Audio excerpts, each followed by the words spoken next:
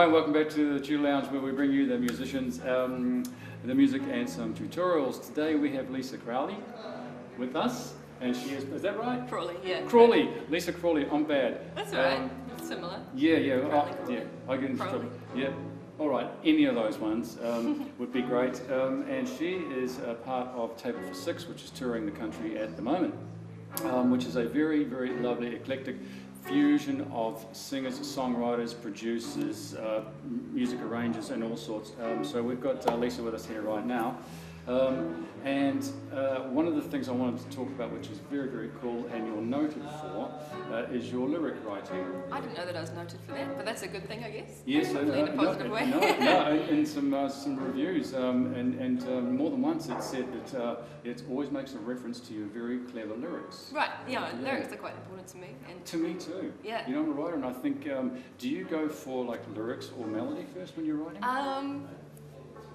I'd say about 70% of the time I write words first. Right. Yeah. Right. Okay. And then put music to it. But sometimes if I'm struggling, I'll do it the other way around. Yeah. So if you write first, do you have a topic in mind? You get your lyrics down, and then you have a look at your music and you go, this is an emotional song, this is a happy song, it's a minor chord song, a major chord song. Is there a correlation between your lyric writing and? I think often people have said that some of the songs have sounded sort of quite happy, and I'm like, have you heard the lyrics? So I think maybe sometimes I'm aware of how sort of sad the lyrics might be, and so I feel like I should compensate by putting a happy melody to it, but not all the time. Sometimes it just works out that way, because I do like upbeat, happy music as well. Yeah, look, I see that just at the sound check. You're up, you're perky. Yeah. But I do like to write about stuff that actually means something to me most of the time, you know? Like, often it's mostly experiences that I've had. Yeah, I read some of your lyrics and I did see that. I saw that you were writing. I'm trying to write more happy songs. Yeah, there were some heart lyrics and stuff like that in there. Yeah, I guess so, yeah. Yeah, so is there any kind of structure or any way that you could suggest to people, you know, who are struggling to write? You know, and I'm not talking about maybe writer's block, but just where do you start? I think that sometimes a song might just come to you, but when it doesn't, it's good practice to just pick a topic and write down, you know, brainstorm ideas. And, you know, like sometimes I struggle with what I'm actually trying to say, because I have all these kind of lyrics all over the place, and I'm like, what am I actually trying to say here? And focus on what the song is about, because often I feel like maybe a bit shy to admit how I really feel about something, but I'm like, just, you know, cut that out and write down the main facts about what I'm trying to say, a sentence of what the song is about, and then go from there. Because often I might have quite a lot of filler lyrics, and I'm like, actually I don't need to say that, I just need to get to the point. Right. So I think like just picking a topic and writing down ideas and then going from there. I suppose like when I've done mentoring at high schools for songwriting, part of the music commission things. Really? Yeah, done that in Rotorua and Auckland and Hawke's Bay as well, schools. So for people that have never ever tried to write a song before, you know, you can show them that you actually can. Yes. Some people just naturally write, and others there's certain things that you can do to do that. Like, you know, the purpose of a chorus is, I mean, I don't know, it's one of those things that's quite hard to teach, say right or wrong, but for me I'm like, the chorus is summing up what you're trying to say, you know, the main point. But often I do have one song that has oohs in the chorus rather than nothing else, so that's an exception. But when with the verses, sort of the intention is to sort of set the scene and what's going on and all those things, and who, what, where, why, and then verse 2 is sort of develop that idea and give more detail. Into it? Yeah. But saying that, like, if I can write a song without thinking about all that stuff too much, that's great, but I find it depends what you're writing for as well. Yeah, like this. Do you always just write for albums, or do you do stuff for other people? Because I bet you do quite a bit of other stuff. Well, I've been playing for some other people. I've been playing, obviously, with Greg. This is only my second show with him, actually, today. The others, I couldn't make one on Saturday, the others did. I've been playing with Tim Finn.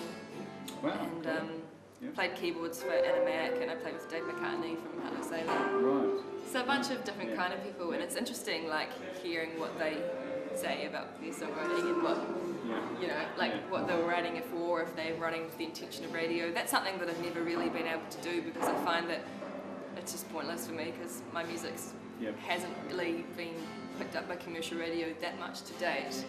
But I don't really feel like it'd be very true to myself if I wrote with that intention. Maybe later on in life when I've sort of got what I wanted to say out of the way and writing for other people with the hope to make money, but at the moment that's like not far down the list. I mean, it would be a bonus, and I have tried to, I mean, I don't really care who plays my songs. I mean, the more the merrier kind of thing for me. And sort of had an interesting mix of people that play my music on their radio stations, which is great. So are you working on any album for yourself? Yeah. What's that? Tell us about that. I don't have a name for it yet, Cool. but I'm open to suggestions if anyone's got any. I've just booked in the dates to record at Revolver Studios, which is out in Waiuku. I know George very well. Oh, do you? Yeah. Okay. Well, I've been working with his son Jason, who's a good friend of mine, and we've been demoing all the songs, which is something I didn't really do for the first album. So I've learnt that for me, it's good to be a bit more prepared. And make the most of it, because recording is expensive. That's for sure. So it often leaves you in debt, doesn't it? And you end up having to tour the country up and down and pay for it, eh? Well, it'd be great if you could make up the money by touring, but that's an expense in itself. It's not an easy kind of pathway, but for me, it's nothing else I'd rather spend money on than music. Yeah, me too. Yeah. Absolutely, I understand completely what you're saying. And I think people out there too. When you get the bug for music, and you've probably already got it, but when you get the bug for music, just nothing gets in the way of it. You know, you just have to go and do it. That's right, and people might say, oh, you're lucky that you did that, but I don't really feel like I've had much, you know, in terms of labels luck or anything. I've just sort of, I mean, I play lots of functions and gigs I don't necessarily want to be playing, with the intention of saying, I'm going to work so I can put this money towards my album. Look, hey, everybody's doing something along the line somewhere. But it's great to be working with Greg and other people that are quite inspiring, you know, and Jan. I've never played with Jan before, so it's been really fun so far. Look, fantastic. One other question I wanted to ask you, we don't see it often, and it's just a musical thing, the harpsichord. Can you explain what that is? Because I don't know. Do you mean the omnichord? The omnichord. I thought you said omnichord. My brain. We're going to have to. How did you know that I played that? Was it on the internet? No, I just read up about it. Omnichord is like a, well, if you've seen an auto harp, you know, Johnny Cash and June Carter play the auto harp. I guess it's kind of like a modernized, well, I say modernized, it's quite an old instrument, but it's like a thing you hold, and it's got the different buttons for the chords. You can choose major, minor, or seventh chords. Not every chord though, it's like maybe about 8 or 9 chords.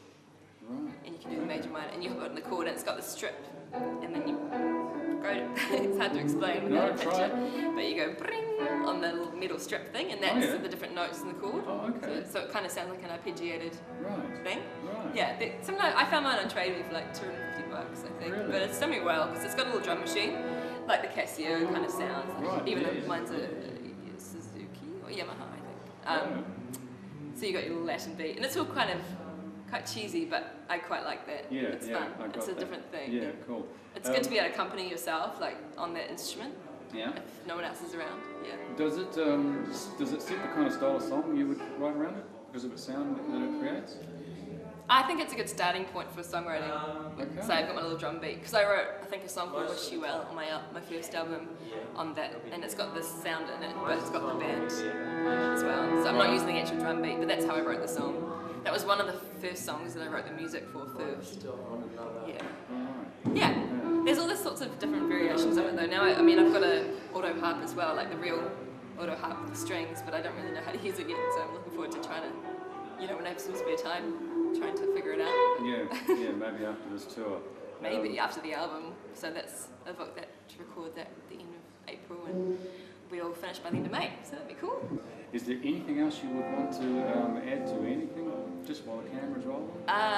No, I mean, I'm interested to hear how different people write their songs, because when you're telling people what, often just feels like there's no right or wrong, and it's interesting to hear different ways that people come up with their songs. So, yeah.